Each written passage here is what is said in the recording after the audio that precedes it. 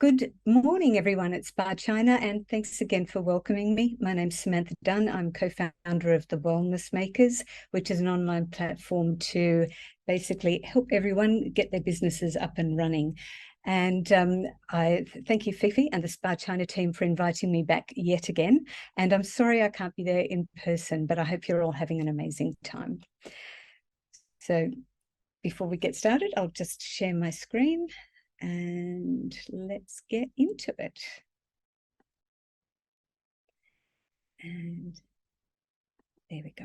Okay, so what we're going to be talking about today is the wellness industry post-COVID. Now, I know for many people this is still going on, but thankfully the clouds are starting to part. So we're going to look at, as we head towards a new normal, how is the wellness industry shifting? And so, sorry, it's not going. There we go. So we'll have a very brief look at the wellness economy just to recap pre-COVID and what's forecast for post-COVID. We'll be looking at what were the industry disruptors short-term and long-term, and then the impact on the business that we've seen so far in that's having on customers, services, staff, and business. So pre-COVID, everything was looking pretty good. This is the Global Wellness Institute figures from 2017, but actually the industry peaked in 2019, where the economy was valued at 4.9 trillion, growing 6.6%, which was faster than GDP, global GDP, and Asia Pacific was doing super well. It was the largest region, growing 8.1%. Our key sectors, wellness, tourism, spa, thermal springs, were doing even better, going above the average there. And the Chinese wellness economy was going even stronger than that. So you were the strongest of the strong. And as you can see, wellness tourism was growing amazingly, 14%, spas at 12%, etc., before the brakes came on. So post-COVID, what are we looking at? In the latest update of that Global Wellness Institute study, the industry has shrunk 11% so far for the total industry. Asia Pacific, luckily, shrank the least because of very high growth in wellness real estate and a focus on prevention, and also a smaller decline than other regions in physical activity and personal care. Chinese wellness economy, the good news, shrank even less, only 2.57%, and then it's 4.6% of China's GDP. So China looks like it's fared reasonably well, and I hope that's also your experience. Focusing in on our sectors, unfortunately, these were the hardest hit because of the restrictions. So wellness, tourism, thermal springs and spas were down close to 40%. And in China, even more so because of the really tough restrictions that you've had there. And so, you know, we can see that the big impact that has had. Even throughout this, though, there's been continuing growth on the same path as it was for wellness real estate and personal care. And look at China there, 39% growth in wellness real estate. It's leading the market in terms of growth. And then there's been, since the pandemic, a really fast growth in mental wellness, which you can imagine, and also a focus on things like healthy eating and nutrition, mainly because of the immune benefits that it's seen to bring and taking care of oneself. So in Asia Pacific, this is what the wellness economy looks like, how people are spending their money. And number one spend for most people is in the healthy eating area, followed by traditional medicines, personal care, physical activity. You can see spas, sadly, way down there at 19 billion towards the end because of all of the lockdowns and things. In China, though, it's been a bit different. Number one spend for wellness in China has been traditional and complementary medicine, which is great. I'm very surprised, though, to see that personal care, everywhere else it was number three, it's moved down in China to number 7, with people prioritizing, you know, prevention, real estate, and spas and springs over that, which is, those figures don't look right to me. I'm not sure how they are to you. So what are the key disruptors that have caused this big shift? And short term, this is going to be no surprise to you at all, of course, is the restrictions, the travel bans, border closings, shutdowns, etc. And of course, that's limited demand. It's limited people's availability to come to our businesses. But at the same time, and certainly coming out of it, we're seeing a lot of disruptions in the global supply chain that are causing huge, huge challenges.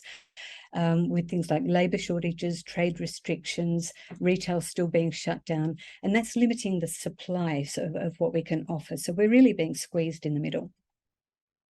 Consumer spending power overall has been reduced because of business closures, people being laid off, and so overall consumer spending power is down 4.2%. The area most affected is at the luxury end, because this is seen as discretionary or optional, and so people have obviously not chosen to spend their money there. So as we emerge from into our new normal, will business return to usual, or or will it look something different? Something we need to bear in mind is that there was lots of trends happening anyway before the COVID disruption. COVID was an accelerator, but there were certainly large drivers of change that were shifting our industry anyway. And so I'm just going to quickly run through those. Number one is population. So changing population in terms of global population growth, but also urbanization, and actually with remote work, people de-urbanizing. So countries differ in that. Continually aging population, and also there's been more of emergence of a class system because of the changes in spending power. In terms of health, obviously the changing in health with stress, chronic disease, mental health was already going up, but now it's really accelerated. Changing climate has become even more of an issue through the pandemic, as people have been spending more time in nature and now really focused on natural resource depletion. Many people are actually having to migrate because of weather and the extremes that are happening. So that will continue to accelerate as well. Technology has been the game changer. It's always been exponentially growing, but it's just completely transformed the way we live, every aspect of work and lifestyle over the pandemic. And so that's sort of been the next level up for the other trends, which is the changing nature of work. Now, all of a sudden, everyone's shifted to remote, flexible work and empowered employees. And values, we're going to look at these a little bit later as we go through, but there's been a change in values, people really appreciating now more connection, well-being and happiness. And also through this, there's been a focus on equity, and so much more emphasis on corporate social responsibility, so sustainability, etc.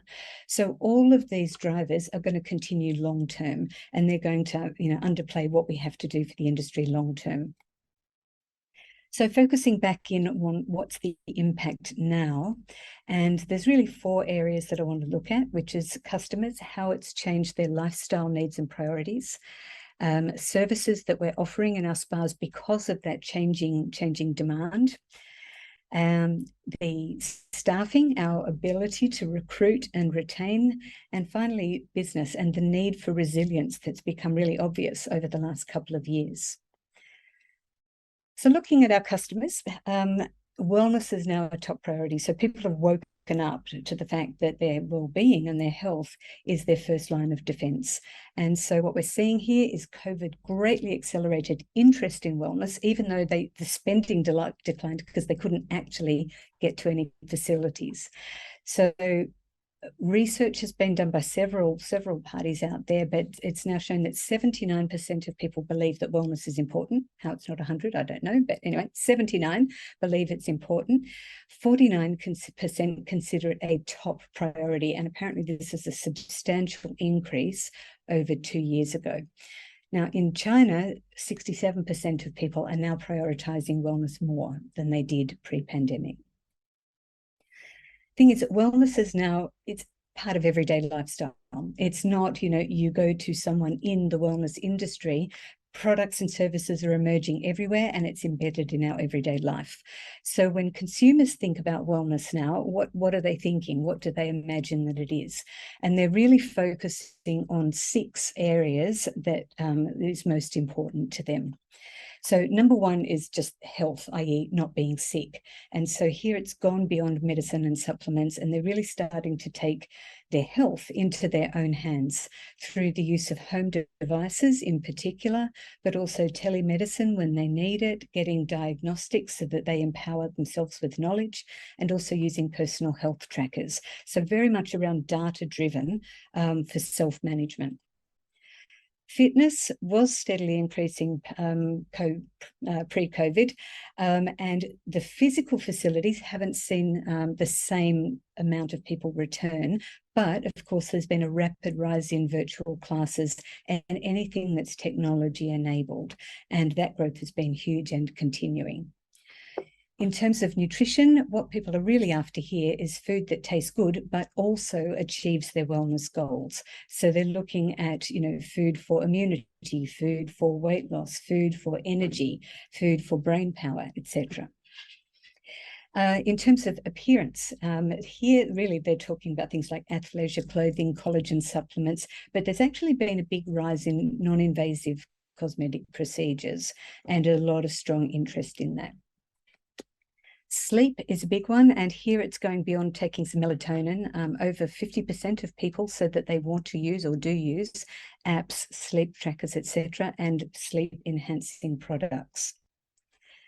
And finally, mindfulness, which has now gone mainstream. It's no longer seen as woo-woo. So meditation apps and classes super common, and over 50% of people said they want to see more products and services in mindfulness. You'll see that when we get to our services section. So in China, from those priorities, where are people spending their money? And as we mentioned, so health is the major one. So taking that health into their own hands. Number 2 is appearance, which is why the Global Wellness Institute figure seemed wrong. But anyway, fitness, congratulations, China, for keeping going with your fitness. Nutrition, a little lower, and mindfulness. And so this is from McKinsey, have done some research. Sleep, the last one. Okay, now, good to be aware that actually we've generalized the data, but actually there's 5 different consumer groups within that wellness market, and not all of them behave the same way. So firstly are our wellness enthusiasts, and these are really our core clients. So tend to be higher income, and they're really actively engaged in the wellness industry. So they follow our brands, they track new product launches, and they're really excited to try anything that's new. There's been a big boost in the socially responsible consumer. And so these guys prefer and will pay for ethical brands. So it's not just sustainability, but it's also fair trading and making sure that we're responsible to employees, suppliers, etc. But with this, there's been a big focus on clean beauty, green beauty, and natural ingredients. Price-conscious consumer, not surprisingly, given the reduction in spending power, but a large portion of people now believe that wellness is important, but they're going to compare the options and look for the best deal.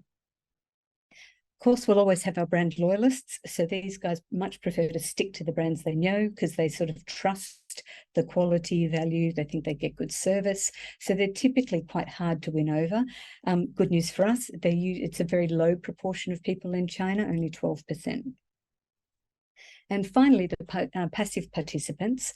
So these guys are only marginally involved in wellness. They don't actively follow any trends. Wellness is more of a need rather than a want. So their brain is engaged, but their heart is not. Not surprisingly, our enthusiasts and social responsibility people are our biggest spenders, and the lowest spenders are the loyalists and passive participants. But something that's common across all of these markets is that they're looking for price, value, and something that fits their lifestyle. Okay, so talking about values and changes in values of what's been happening since the pandemic. So what we're seeing now is that during the isolation, there was a lot of time for reflection on family, their careers, relationships, and a lot of people sort of tapping into deeper purpose issues like gratitude, compassion. And so people have reconsidered what's important, and they're now valuing self-care, including mental health, immunity, healthy lifestyle. Social connection has come way up, and that's beyond the digital device to in-person social connection. But social justice too, making sure there's equity and inclusion has become really top of people's minds. And with that, also caring and connection for nature. Safety and security, because of the turmoil that we've been to, people are looking for something a bit more stability. So they've gone more conservative in their choices.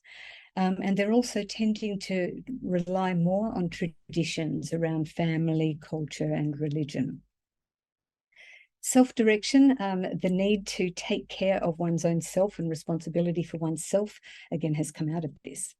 And self-development. So many use the pandemic as an opportunity to upskill, reskill, etc. Hedonism, or the seeking of pleasure, initially decreased in the pandemic. We're expecting it to resurge a little bit after as people break free. But it's great that all these other values have really sort of taken the spotlight. So how have lifestyles changed? Not surprising, remote and flexible work. So it's been the end of the 9 to 5 as people blur their work and their home life into one. It also has meant, though, that there's no off button anymore. And so, we've got to look at the impact and things on stress. The move to a gig economy, as people have been laid off from full-time jobs and they're now starting to do casual type work. And so this has made things a lot more financially insecure. Time with family, of course, has been valued, and also things like pets and hobbies, creative pursuits. Focus on community and in particular supporting local business. People are making a conscious choice to support things that are either national or even more importantly, local. And then having work, entertainment, daily lifestyle needs, all of those things shifted online. And so, shopping, exercise, socializing, etc. We've already mentioned the reduced spending power with tighter budgets. And so people are learning how to do more with less. So just to see how this affected, the customers coming into our business, I did a poll in the industry, and this just to see what people are experiencing. And of those, it wasn't a big study. I think there's only about 40 people that this is based on of different spa types, but it still gives you an indication. In terms of people's reason for visiting, big increase in boosting health and preventing disease, as you might expect. Big increase in relaxation, stress relief. A little bit of a split in between pampering and me time, and this tended to be split between the type of spa that was offered. Of course, this contains some medi-spa and salons, so hence there's still some increase in that beauty appearance. But overall, a bit of a downturn also in beauty and appearance. Recovery and performance was evenly split, with the recovery going up in the areas of rehab and down in the area more of things like sports performance, sport and brain performance. Huge increase in focus in longevity and anti-aging. So people wanting to be the best they can be for as long as they can be. So services, how has this impacted our services? So there has been, as there's a widening gap between the rich and poor in society, there's also been a spreading of the market and a split between luxury and mass market offerings. So there's really been that drop in the middle and people going to either extreme.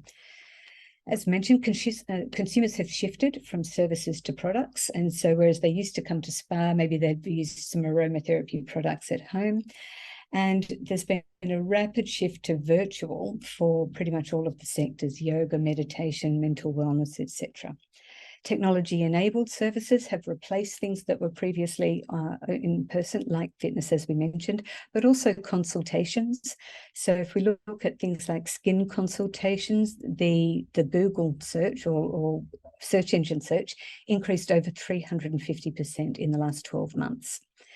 So there is, according to the research, pent-up demand to return to in-person services, but of course some of this online habits will remain. We're just not sure to what extent the split will be yet. So focusing a bit more on services, over COVID, basically our wellness spend was 70% products, 30% services. In the next 12 months, we can expect an increase of 23% on products, but services will grow faster, up 37%. And the services that will get the most attention are those that emphasize physical and mental health. And so we've got to work out how to put our spa and wellness tourism into that, but anything that's health promoting. So based on that, I just wanted to give you some notes for planning menus for the future, bearing in mind the short-term and long-term shifts. So self-care for self-preservation, that's the number one trend that's come out, where people have moved away from pampering more towards survival. And so that concept of self-care used to be things like a bubble bath or a facial, but now it's things that are more about the food, sleep, nature, etc. And so wellness is no longer something that we do occasionally, it's something that we do every day. And so planning your business, how can you expand your services to embrace all of those dimensions of well-being that are listed here? Number two, focus on mental well-being. And so we know that mental well-being has long been a crisis affecting 15% of the global population, but it's been very quiet. Everyone's been reluctant to speak about it. And actually, during COVID, 35% of Chinese reported suffering mental stress. Depression, anxiety, stress, burnout, loneliness are all increasing globally, and the pandemic just whacked the accelerator on for that. But it's seen that there's a wide gap between, the products and services that are available and the need that's out there. So there's a lot of opportunity in this space. There is a growing movement, by individuals, but also companies and also governments to improve services for mental health. And so your challenge, should you choose to accept it, is how can you better meet the mental health needs of your clients? It doesn't have to be a service on the menu. It may be the way in which you offer your services. Wellness meets medicine, again, with a strong focus on health. This is not surprising. But what COVID showed people is that those with the chronic disease faced much higher risk of infection and death. And so there's been this newfound urgency amongst consumers to adopt lifestyle change. And what we're seeing is that spas are increasingly offering immune-boosting therapies, IV drips, sleep analysis, oxygen therapy, light therapy, hyperbaric, as per the picture. And guests are really keen to try these. So the ones that sort of showed up in research, they want to try anything about brain health, gut microbiome, breath work, sound healing, anything in nature. Also, if it's legal in your country, working with psychedelics and other new modalities. Merger with medicine. And so here they're also interested in things like DNA testing and how that impacts their well-being, getting checkups, acupuncture, detox cleanses, etc. All the things that may need a medical or allied medical practitioner available. So here, how can you offer more health promoting services, products and programs, maybe by partnering with either medical or holistic providers? Nature for nourishment and healing has taken priority. So during the pandemic, many people discovered that nature is a source of healing and mental well-being. And so with our wellness experiences, we utilize nature more. So outdoor treatments, forest bathing, that kind of thing. But then in terms of products, that's also led to this huge shift towards clean, natural products, and particularly in China, that's been a huge movement there. 36% of consumers say they would choose a more natural option over a more effective one, which I thought was amazing. The love of nature also has translated to care of planet. So that means consumers really do care about the sustainability of your operations, not only the products, but also your practices within the spa. So how can you incorporate nature more, whether it's through your products, services, but also the sustainability of your operations? Balancing the physical and virtual, as that getting between that range. So we know that pre-COVID, there was already a crisis in loneliness, and that there was this real trend to try and connect and find your tribe. So during COVID, there's this instant migration to all these digital platforms for all of these aspects of life, as we've mentioned. And the thing is, these platforms are able to demonstrate real advantages in terms of their scalability, accessibility, cost, and their ability to customize and offer personal services. And so there's some real advantages that mean that they're probably here to stay. Also, the technology is still advancing. So we've got augmented reality and haptics and other kinds of technologies that will be making those virtual experiences feel more and more real. So moving forward, to what extent will tech base dominate lifestyle and under what conditions is unknown. So again, your challenge is to how are you going to keep up with the changing world of technology and decide what to integrate into your spa operations. Personalization was already a trend prior, but privacy is still a concern, particularly because with tech now, there's been a lot more issues with scammers and data breaches, but still many people are more comfortable to trade off privacy for personalization, and especially in China. Apparently, a large majority of consumers prioritize personalization more. This was 88% of people in UK and Europe, for example, want personalised now more than they did 2 years ago. There's increasing options that are available through things like skincare products, makeup, supplements, fragrance, and so it can be white labelled, but also the technology to make things in your spa. Tech-enabled subscriptions, which maybe take some data from the consumer, which may be biodata or consultation, and then can create personalized solutions, also using things like health trackers to be able to make recommendations. And personalization is not just in the product offering, but also should be in the marketing that you do. So when you're doing your marketing, try and tailor the message to the individual they're expecting to be spoken to in a more personalized, relatable way. So how can you personalize your products, treatments, service protocols, and even your marketing that little bit more? So I did a poll again of my colleagues and asked them what they were seeing in terms of service delivery. And so, given that we couldn't walk into every spa, how were people using the services? So there was considerably more demand for online retail. Not as much more as I expected, but demand for online service consultations. Surprisingly, subscriptions and memberships actually majority went down. I'd be wondering what type of subscriptions they were offering. And mobile services went up. Low or no touch went up for the spas that were open. The ones that went down, it's because they weren't open. And then group classes and activities, again, there was more demand. The ones that went down were the ones that weren't open. Education and workshops, way up as people wanting self-empowerment.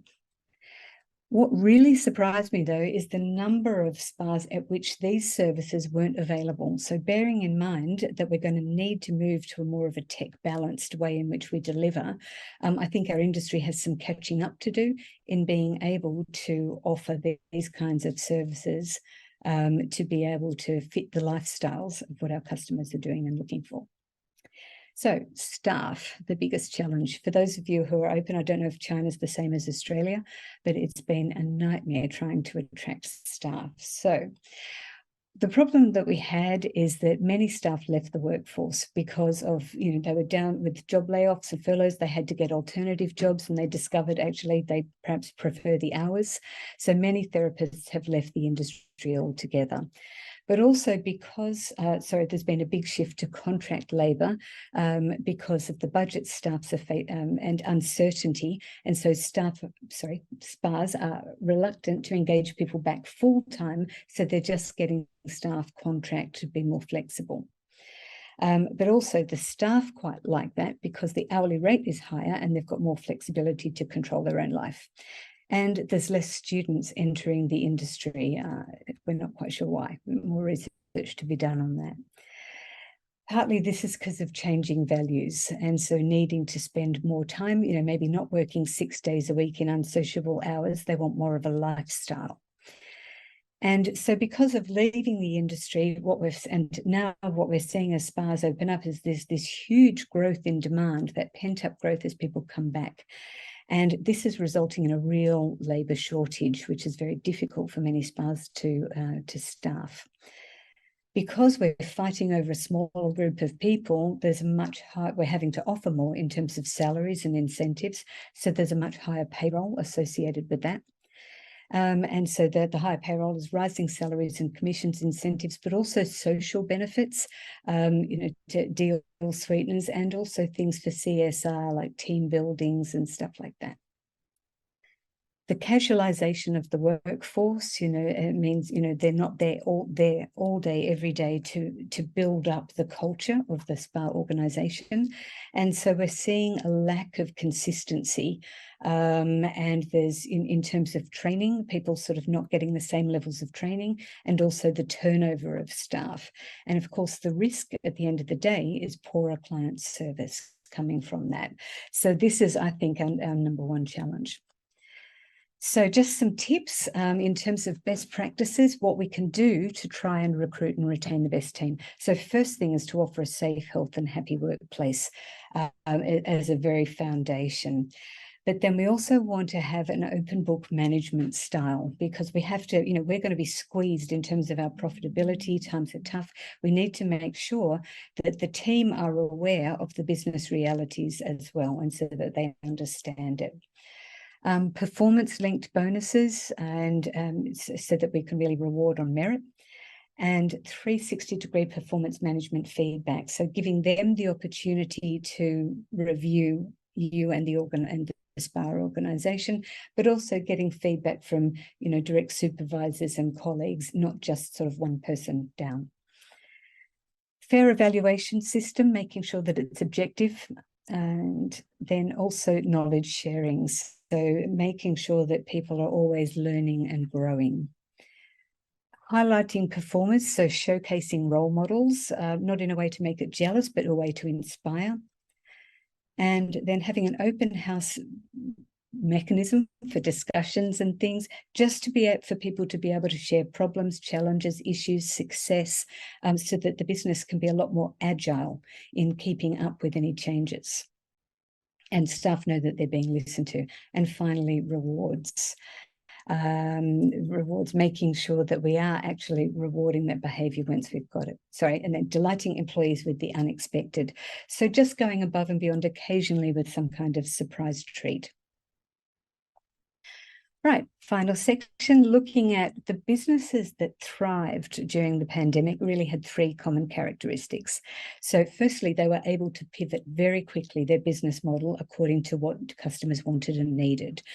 And largely that was also due to technology, using tech to be able to reach the customers via virtual programs and online sales. And also the messaging was that they were able to position their services as essential rather than luxury or discretionary. So what's happening in the next 12 months? What are the big things that we're going to be facing? Number one, from everyone that I've spoken to, is staffing. So following those best practices will hopefully equip you well. Then there is still continuing uncertainty in the markets, with the global supply chain problems, continuing lockdowns. And so that hasn't quite settled yet. And so that need for resilience is really strong. Growth, surprisingly, out of many of the people I surveyed, they're looking to expand their number of operations or the size of their operations because the demand and the growth that they see in the future, which is putting even more pressure on the staffing and the costs. And so, the economics. Finally, how are we going to balance the increasing pressures from costs of supply and costs of staff and really our consumer spending power? So the squeeze is going to be on. We're going to have to be super efficient in terms of our financial management. Long term, what do we need to prepare for? ESG, environmental and social governance. So this is making sure we're looking after the environment and nature, we're being fair and inclusive in the way that we hire, we're taking care of our suppliers and treating them well, etc. And developing that business resilience that I talked about, the ability to move fast, adapt quickly, always be monitoring the market and changing as you need. Technology is going to be a major way in which we do that, and so really need to learn to embrace it and embed it. And then finally, the fact that wellness is everywhere. Every major consumer goods company out there is promoting wellness, eye drops, wellness, pet food, wellness, everything. And so how are we going to position ourselves as value added above what the rest of the market is crying out? So priority considerations to sum up for you is services must be relevant, effective and verifiable. Partnerships need to be holistic, or partnerships you can look at with holistic practitioners, medical, and also marketing partners to help spread to new markets. Our service delivery needs to be omni-channel in terms of bricks and mortar, mobile, online, etc. Marketing needs to be a lot more relevant. Now, China has always done well with influencers. 45–50% of your consumers say that they are affected by what they do, and that's growing worldwide as well. Do offer membership and subscription options if it makes sense for your clientele. Technology, as we've said, how can you integrate that? And ESG, as we mentioned also. All of this comes down to conscious leadership. So really making sure we're leading from a place of, making sure that we're leading from a place that's heart and head together. And finally, future is bright. So after all of that sort of bad news, good news, so the future is bright. There is a lot of pent-up desire for touch, for human connection, for travel, for nature and wellness experiences in general. And we've already seen a strong resurgence in demand and wherever restrictions have been relaxed. Global wellness economy is forecast to grow close to 10% over the next 5 years, 10% per annum over the next 5 years, and which will be nearly $7 trillion, which is awesome. Guests are willing to stay longer, spend more, try out new modalities. So do what you can to understand your consumer, how they fit into the services we've talked about today, and expand your offerings to meet those evolving needs. So thank you for your time. I hope that was helpful. Thank you.